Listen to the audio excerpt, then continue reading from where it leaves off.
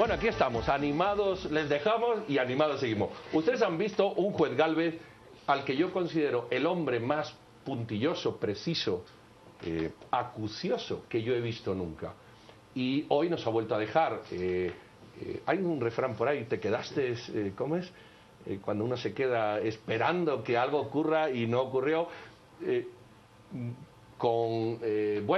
Saber a quién liga proceso y qué medida da. Vamos a recoger 1 minuto y medio una llamada de uno de los abogados defensores, el abogado defensor de don Flavio Montenegro y de Tixa, de Álvaro Mayorga, perdón, y de Tixa, que es don Juan Rodolfo Pérez. Don Juan Rodolfo, ¿está al teléfono? Así es, Pedro. Buenas noches. ¿Cómo está? Gracias. Mire, sucintamente, su impresión, ¿qué esperaba hoy y qué no ocurrió? O ¿cuál ha sido su impresión cuando hoy terminó la sesión? Con ese testimonio queremos empezar el debate aquí. Pedro, es un tema muy complicado y en 1 minuto y medio tal vez no pueda. Voy a intentar hacerlo en 2 minutos. Yo creo que tenemos que considerar que este es un proceso sumamente complejo con un pecado de origen muy grande, y es que vincula a 57 personas bajo una misma carpeta judicial, pero con intereses procesales y con hechos de sindicación totalmente distintos. Aquí hay gente que está vinculada por financiamiento electoral ilícito, gente que está por delitos de corrupción, cohecho, tráfico de influencias, etcétera, gente que está por lavado, y luego todos los políticos que están acusados de una asociación ilícita que ha hecho de negocios con el Estado. Entonces es muy difícil que es desde la sindicación misma cómo unir a 57 personas, 57 intereses procesales diferentes en una misma audiencia, bajo una misma imputación, digamos que al menos dentro del contexto, y esperar una resolución judicial que sea coherente con los intereses procesales de todos. Es muy difícil. El juez en verdad ha hecho un esfuerzo, si es que esa es la palabra correcta, para poder poner para hilar y en el mismo contexto tratar de identificar cuáles son los elementos comunes de 57 personas, y eso a mi juicio ha sido un problema muy grande porque se ha caído en la imprecisión de generalizar los elementos de esta sindicación de tantas personas cuando no hay relación entre unas y otras.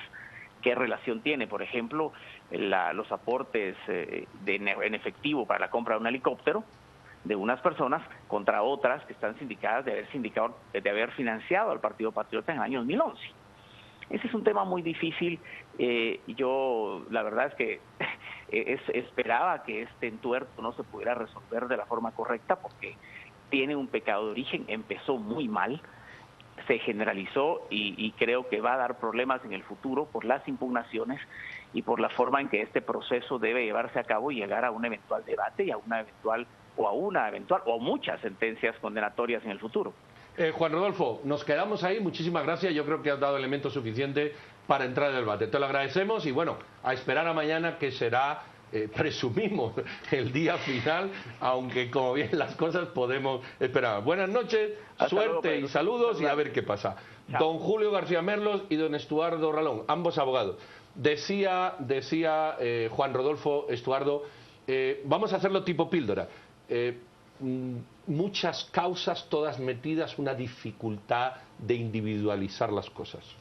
Sí, efectivamente el caso es complejo. Tal vez lo primero que vale la pena comentar desde afuera, haciendo un análisis constitucional, es en qué fase procesal estamos.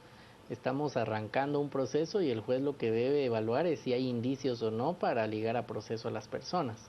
Aunque han sido varios días, no es una sentencia, no es una valoración de medios de prueba, sino básicamente tiene que ser un resumen de los indicios, pero el juez debe de responder una pregunta.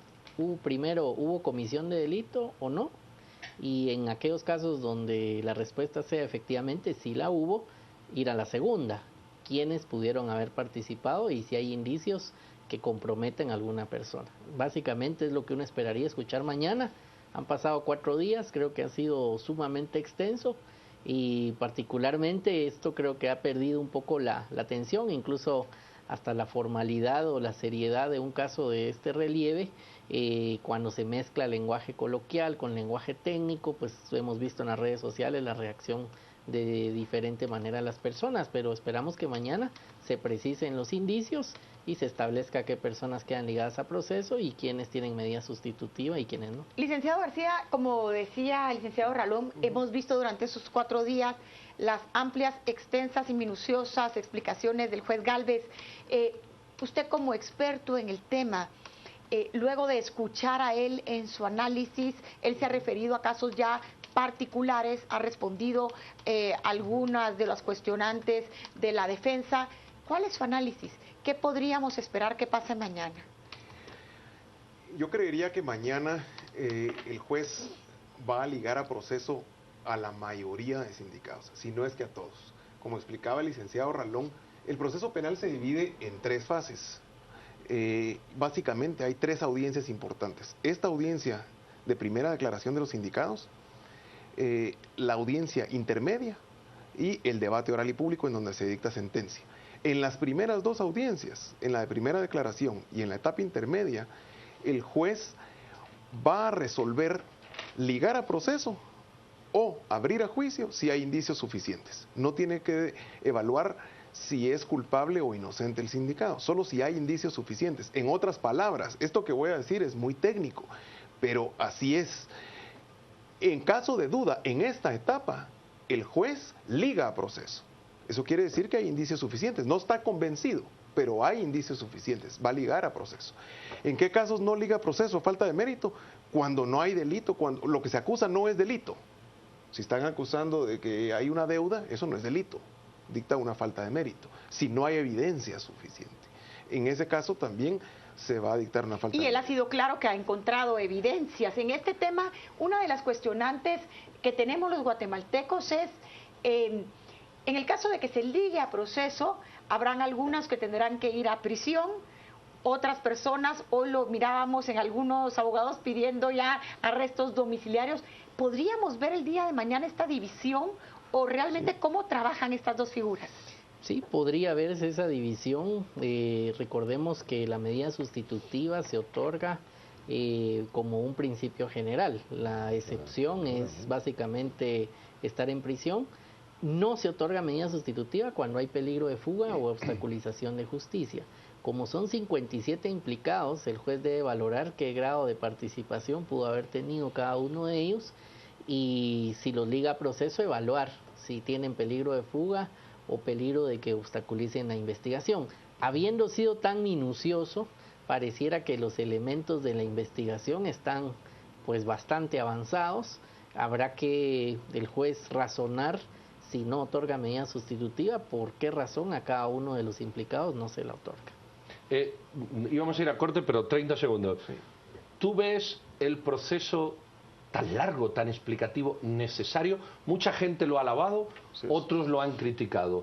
Desde una perspectiva puramente de filosofía jurídica. Sí. No es técnico, no debiera ser tan largo, menos en estas etapas, pero debemos entender históricamente que venimos de un sistema inquisitivo en donde el juez estaba enclaustrado en un cubículo y eso fomentaba mucha corrupción y poca visibilidad de los procesos. Ahora, por corregir, sobrecorregimos ese sistema en el que veníamos. El juez es transparente, se da acceso a los medios, pero tiene que fundamentar sus resoluciones porque la jurisprudencia ha obligado a muchos jueces a fundamentar. Antes teníamos lo que se conocía en las resoluciones telegrama. El juez, en todo su poder, decía no al lugar por improcedente. ¿Y eso qué significaba? Absolutamente nada. Entonces, la Corte de Constitucionalidad, la jurisprudencia ha obligado a esos jueces, usted fundamente su resolución. Y eso nos ha llevado a esto. Particularmente porque es un caso histórico el que estamos viendo. Vamos a ir a corte, volvemos enseguida. Cualquier duda, sugerencia, pregunta, al Twitter, por favor. Ahí venimos.